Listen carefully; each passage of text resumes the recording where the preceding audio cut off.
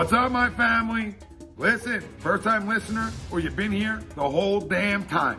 Hit that like, hit that subscribe, giddy up, let's go, enjoy the clip, no notes.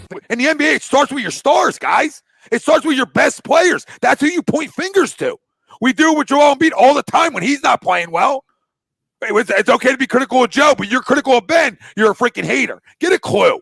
Get a clue. If anybody out there is okay with this or makes excuses for it, stop it right now. Stop it. And Doc Rivers, too. Doc Rivers, knock it off. Because it's the first time this year that you pissed me off. I don't want to hear about all that. Every team's going through a gauntlet. I don't want to hear about it. Are you kidding me? We're going to start making excuses? We're getting our doors blown off and poor play? No, you keep that inside. You keep that in-house. That you guys, you can tell your players that you're okay with that, but you start going to the media and we're making excuses? A great defensive team gives up 45 in the third? Ben Simmons, 2 for 6? We're going to blame it on pollen? Where are we going to blame it on? What are we going to blame it? Got a little warm in Philly? So the pollen level's high? What are you going to blame 12 points a game for? And I don't get caught up in points, but the fact of the fucking matter is he should never score under 16 a night. And that's being nice. That's being nice. Are you guys kidding me? And you guys all want to be like, well, you know, we'll make this excuse for him. We'll make this excuse for him. We'll talk about playing in Denver. We'll talk about playing in the mountains. We'll talk about playing in the Sahara Desert, right? We're going to talk about playing all these freaking places that you want to tell me, well, it's hard to play there. It's hard to play there, Tom. And listen, they've had a gauntlet. Tired legs. Maybe he's got a lingering injury. I don't care. I don't care. Because generational lingering injuries, they're still putting their damn numbers up. So I'm sick of it. You want to talk about Michael Jordan about injuries. You want to talk about players. I'm not the guy to go backwards, but I will. You want to talk about players in the 80s, 90s, and 2000s. You want to talk about injuries? Allen Iverson played with a lingering injury every goddamn night. Every goddamn night. So you're going to tell me about injuries? Anybody's going to tell me about anything else but the play on the court. And the play on the court is unacceptable for the first pick of the draft, a freaking crown generational star, and people want to tell me he's fucking LeBron.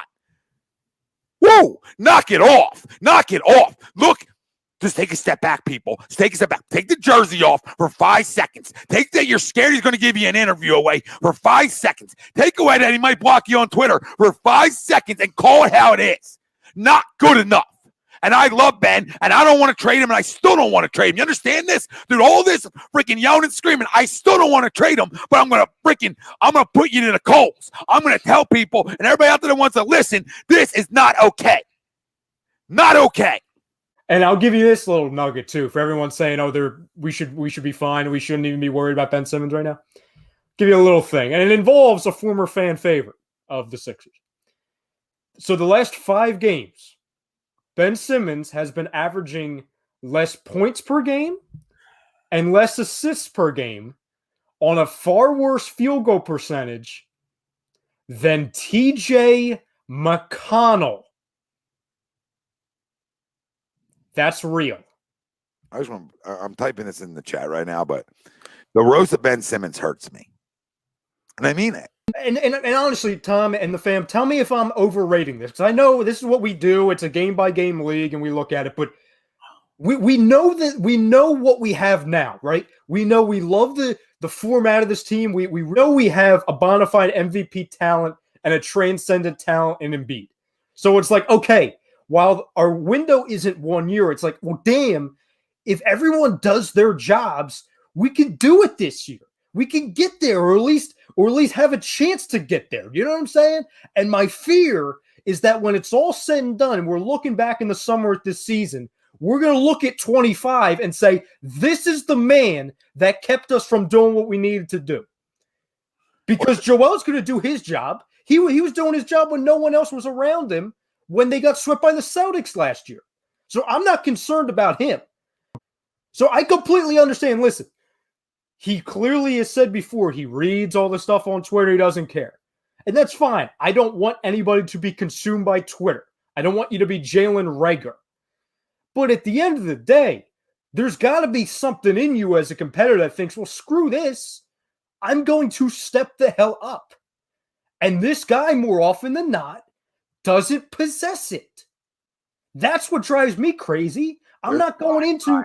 Ryan, there's times where he like disappears from the court and he's on the court. That's the problem. Like completely like you're like, oh shit, I forgot he was even playing. Yes. And that is so ridiculous. And again, I don't go into a game at 7 p.m. every night saying, oh my God, I got to get a Ben Simmons 3-pointer. I'm not saying, hey, I need an elbow jumper. I'm saying the same two things. Be aggressive and convert at the line. That's it. For a max player who was number 1 overall pick in the draft, supposed to be this transcendent talent, who's also 6'10" and faster than I would say about 95% of the league. So I don't think we're asking anything ridiculous. We're asking one thing.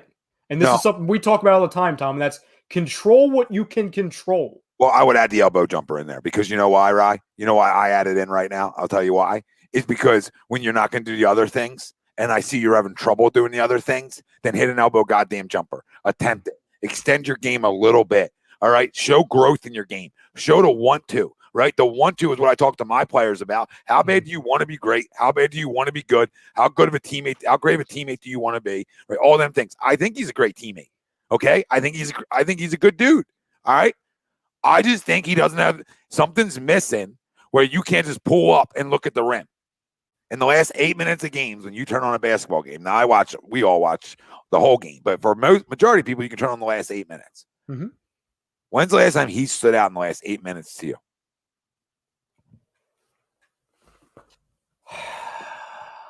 Am I being fair right now? Because at times I feel like maybe I'm overly critical because I get mad. No. Like, when? No, Tom, you're absolutely being fair because I do not have that answer for you. And that's freaking alarming when the last 12 games, except for the one on Saturday, we were without our closer. Like it'd be one thing like, oh, well, Joel's on the team. We don't need Ben. Okay, fine. Joel's been gone for 3 weeks.